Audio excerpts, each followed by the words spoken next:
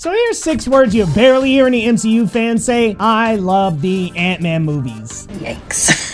Scott Lang is just this average Joe who hasn't made the best decisions in life and winds up meeting Hank and Hope. Things just kind of happen, you know? I always love the human aspect of these movies and how relatable and real Scott Lang felt as a character. You mix that type of movie with the genuine, charismatic Paul Rudd, and you have a recipe for fun and heartfelt adventure with the first 2 movies. Now, I know not everybody loves the Ant-Man franchise, but it's something that is so dear to me. Those first 2 are a lot of fun. Again, it's that genuine feeling oozing from Scott Lang and his friends, Louise, what's up? His family, that just really does it for me. Yes, an ant isn't particularly too exciting when you've got Spider-Man on the other end of the spectrum, but it just works. Now, Ant-Man and the Wasp Quantumania comes out this week, and guys, I was jazzed. Listen, I was somebody who actively defended Phase 4 from the hate. What is that? Oh shit, what is that? All the criticisms and Phase I disagreed with. I even liked Eternals. I beg your pardon? I know, shocker, right? Go ahead and burn me at the stake for that opinion. I get it, a lot of people didn't love it, but I genuinely had an amazing time with Phase 4, and while there are some movies I didn't love, I still like the phase overall. And now here we are at Ant-Man and the Wasp Quantumania, and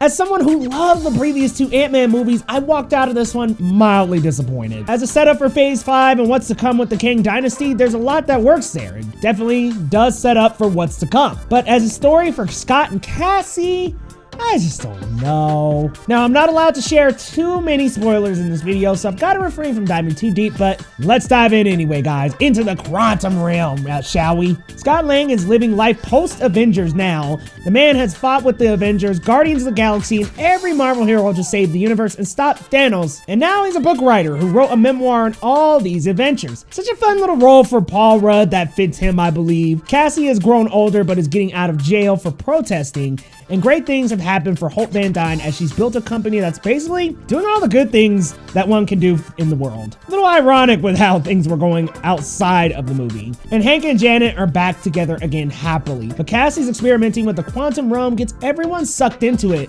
And now, trapped, they must find a way out while dealing with the mysterious new conqueror of the realm, Kang.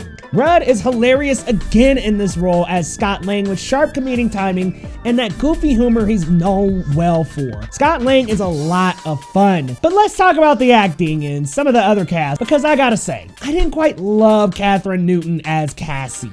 I thought maybe not enough charm on her own. She ripped off of Rudd really well, but unfortunately, she came up a little short and maybe just a little too, I don't know, typical, shortchanged. I don't really know what, it just wasn't there for me. It just wasn't there for me with Cassie. I wanted her to stand alone and to really be a great hero on her own, but unfortunately, when those times came in the movie, I just wasn't feeling it. And maybe it's Katherine Newton, maybe it's the way the character is written. I just wasn't into it that much. And while I love Michael Douglas as an actor, he was definitely phoning it in, it felt like. I mean, it felt like the man just showed up to grab his check and go, because there are scenes where he literally just shows up and I'm like, barely any line delivery, man just shows up. I'm like, definitely thinking that he might be phoning this one in. Bill Murray's character, wasted. Cut him out the movie. Really didn't have a big role in this film, and I will admit, maybe they're going for the Melissa McCarthy in the Marvel movie type of deal, but it just did not work here. Evangeline Lilly just felt,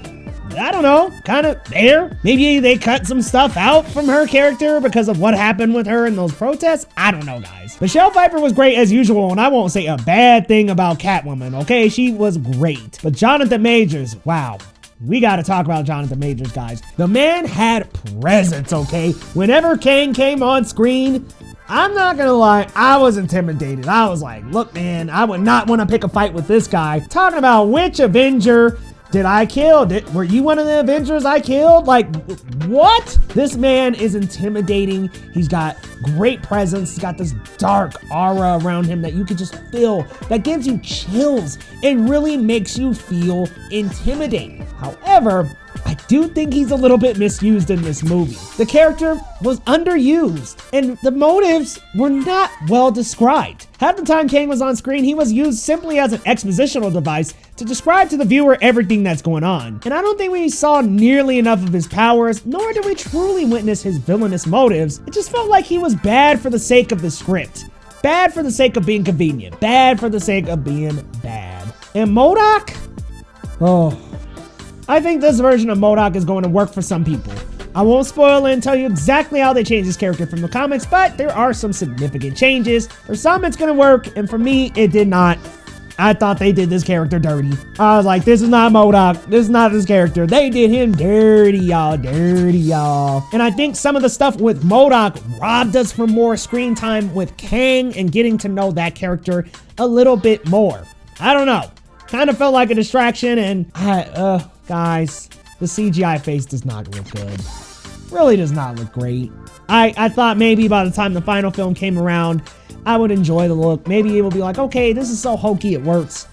No, it doesn't. The mask looked awesome, but that stretched out face did not look great. The script for Ant-Man and the Wasp Quantumania also was something I did not love. While Majors had lines that truly delivered, it felt like things were oddly underexplained and plot convenience heavy, especially in the first about 30 to 40 minutes.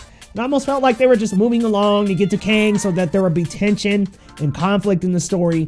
Things were just happening and falling into place a little too easily for me to stay that interested in that first 30 to 40. I just felt like the lines delivered from the script were something I could just waltz in front of camera and do, and I wanted more from that. I wanted some better delivered lines. I wanted some sharply more well-written wit. What am I saying here? I'm watching a Marvel movie. And I know, but even for the Marvel movie usual, it just felt a little undercooked. Some of the jokes were absolutely not landing, and I will admit, on a rewatch of Thor: Love and Thunder, yes, those jokes do drag on and on and on. Oh, shit.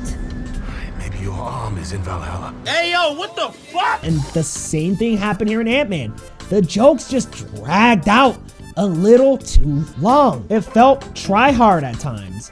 But I did like Scott, Kang, and the visuals were a load of fun, guys. We were in the quantum realm for a lot of it, which I didn't love that we were in it for so long, but I did like the visuals in the quantum realm and the creatures and the colors and how beautiful it looked. And besides a few shots that did look believable, it did look really, really fun. I really thought the visuals had a lot of flair to them. And after Kang shows up, the movie does pick up and gain some urgency, which really helped me after. Because let me tell you, before that, I was struggling. I was like, dang, man, this is rough. Once we get to Kang, there's some urgency, there's more oomph in the movie, and I start to really pull my seat up a little. There is fun to be had, though. I don't want to say that it's not fun. There's definitely some fun stuff. Feels like it's Star Wars meets Marvel with a sprinkle of Rick and Morty. There's some fun times to be had in the movie and some fun sequences. Paul Rudd plays off of people so very well. So there is some fun to be had here, and I don't want to just be Debbie Downer the whole time, but I think out of the three, it's my least favorite personally, and I just didn't love this film. I just had so many problems from the script, the phoned-in acting, the jokes that don't really land, a little bit of a misuse of Kang, what they did with M.O.D.O.K, man, it really dropped down a lot for me. But I did like Kang when he was on screen and not being exposition heavy. I loved his presence. Majors is great. What it sets up for the next phase, by the way, it sets up the Kang dynasty for some crazy stuff to go down. So I do enjoy what it sets up for the future of the MCU. It definitely feels like a pilot episode to a series that's about to come out. So I'll say this, I didn't love Ant-Man and the Wasp Quantumania, but I didn't quite hate it. Guys, if I had to give a rating to this movie, I would go with a 6 out of 10. Little rough for a Marvel movie for me. I usually don't hit them that low, but man, this one just wasn't it, y'all. You gotta let me know your thoughts down in the comments. So are you anticipating Ant-Man and the Wasp Quantumania? And if you've seen it, let me know what you think. Am I just on the hot seat here? Is it a hot take here? Is it just me? Y'all let me know your thoughts down in the comments. And hey, if you're new to this channel, hit that subscribe button for your boy Leo right down. We'll see you next time on Geekly Goods.